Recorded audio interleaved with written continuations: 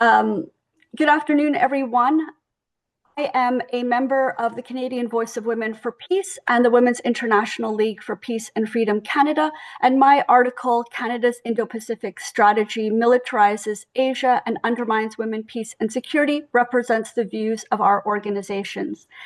In November of 2022, the Minister of Foreign Affairs, Melanie Joly, announced Canada's new Indo-Pacific Strategy, the IPS.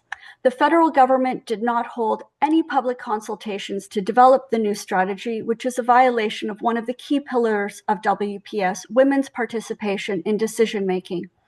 However, Canada's IPS is heavily influenced by and closely coordinated with the United States and the North Atlantic Treaty Organization, NATO.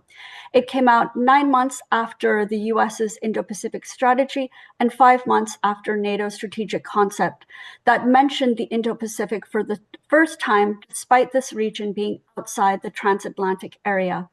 Our concern is that Canada's IPS is a highly militarized approach to the Indo-Pacific and is an aggressive stance towards China. Canada's strategy calls for investing in expanded military operations, training, intelligence, and capacity building in the Indo-Pacific Pacific region. And over the past 3 years, the Canadian Armed Forces, the CAF, have increased their warfighting drills in the region with allies, in particularly the United States, the United Kingdom, and Australia.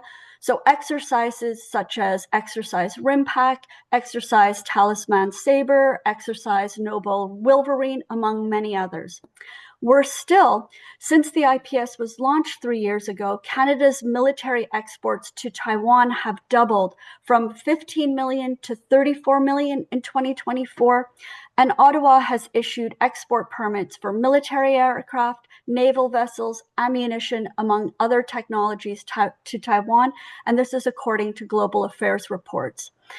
Canada's latest National Action Plan for Women, Peace and Security claims that the IPS aligns with WPS, but this is not the case. Sailing fossil fuel-powered warships along China's coast and sending weapons to Taiwan does not contribute to conflict prevention and peace building, which is required by WPS.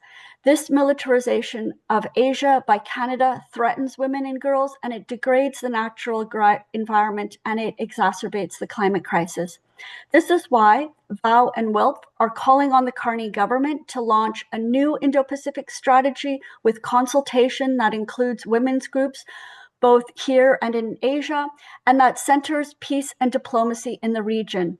We are also calling on Ottawa to immediately terminate all military exports to Taiwan and for the CAF to cease its military drills to reduce tensions and prevent a war with China. As well, we want to bring to everyone's attention the important report that the UN Secretary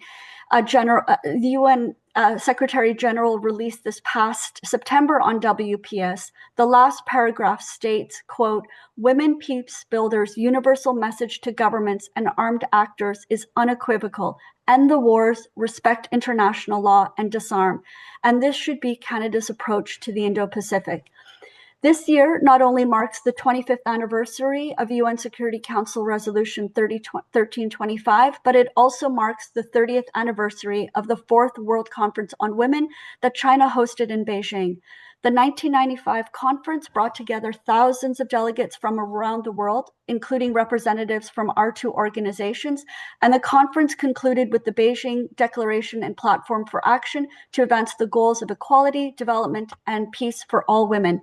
And in pursuit of those goals in the past 30 years, China has lifted 800 million people out of poverty while creating the second largest economy in the world, and it has become the largest producer of renewable energy technologies. This is an incredible and inspiring achievement. We believe that Canada should partner with China on sustainable development and a just transition to a green economy.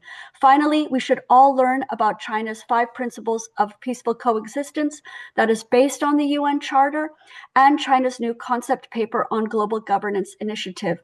We must find ways to build peace between Canada and China and to strengthen women-to-women diplomacy throughout Asia. Thank you.